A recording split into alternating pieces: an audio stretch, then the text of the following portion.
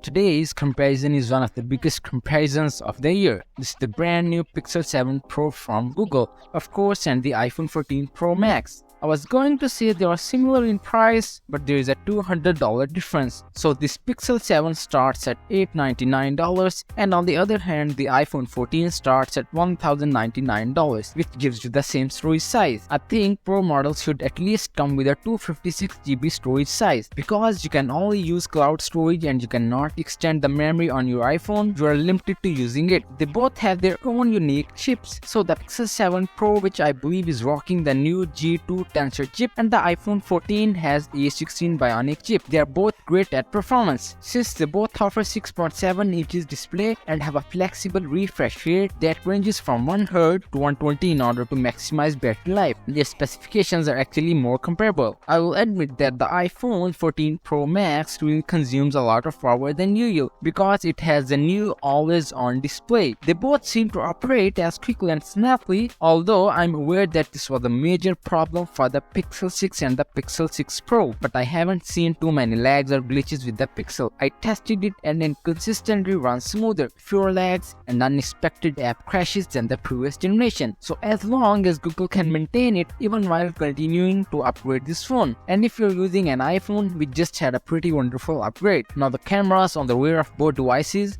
which officially have a triple camera setup and really have very identical megapixel counts. The iPhone has 48 megapixels and 50 for the Pixel 7 Pro. I believe this will be the largest deciding factor. Both feature telephoto lenses and ultra-wide lenses. I'm going to leave some comparison photos for you, and by the way, all of these are unedited. I will let you make the decision. I would like to credit the improvement in images, especially to the Pixel side. The photography is simply amazing. I believe they nailed dynamic range, colors and light reproduction, and they still have all of the other aspects that the iPhone still lacks. Additionally, they have improved night vision photography, motion, and with the new G2 processor, cinematic blur, which provides background blur for videos, and we have already seen this function on the iPhone. The video on the Pixel, even in their 2x crop, seems a little bit soft in my opinion. Crop, which is simply reducing the pixel density from 50 to the half of that. It wasn't just as sharp as the telephoto on the iPhone. And even their new ultra-wide camera, which has this new autofocus feature, would sometimes hunt for the autofocus, making it less user-friendly. It doesn't beat the iPhone, but definitely it is very close to the iPhone. I've had fantastic battery experiences with the smartphones. I have been mainly using the 7 Pro every day. For instance, I went to the studio this morning and spent an hour driving while using the Waze with full brightness, GPS and Bluetooth to stream music from Spotify to the car. I arrived with around 85% battery life, and I always finish the day with 30 to 40%. It's not an issue for 6 to 7 hours. So yes, this phone has given me extremely good battery life. That is really impressive. The more I tend to like examining these phones, the more I realize that they are very similar in almost every category. In terms of ecosystem compatibility, the iPhone 14 Pro Max is excellent. I like how the screen is better and brighter, the video quality has increased, and the processing power is outstanding. However, for me, the Pixel though has been a player to use, so I will continue to carry it in my pocket as my primary phone. The actual question, in my opinion, is how much money you are willing to pay, not whether you should get one or not.